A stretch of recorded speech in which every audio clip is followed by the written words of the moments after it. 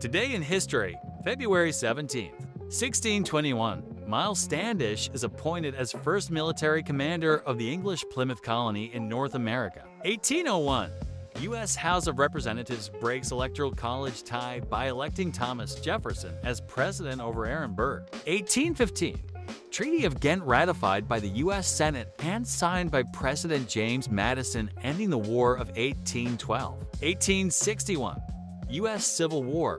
Local militia forced the surrender of the federal arsenal at San Antonio before the state seceded from the Union on March 2. 1864, U.S. Civil War. Confederate submarine H.L. Hunley sinks Union ship Housatonic, world's first successful submarine attack. 1865, U.S. Civil War. Battle of Charleston, South Carolina.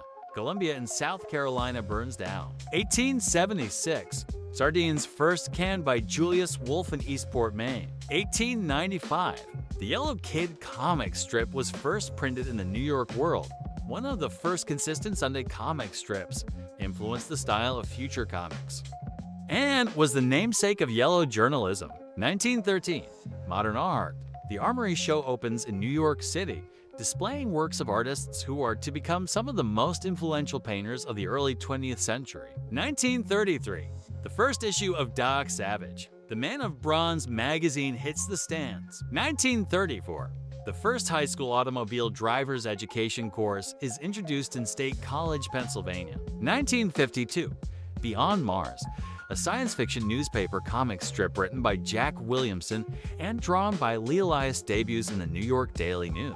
1958, BC, the comic strip created by Johnny Hart makes its newspaper debut. 1959, House on Haunted Hill, directed by William Castle and starring Vincent Price, is released through Allied Artists. 1969, Johnny Cash and Bob Dylan have a recording session in Nashville, Tennessee.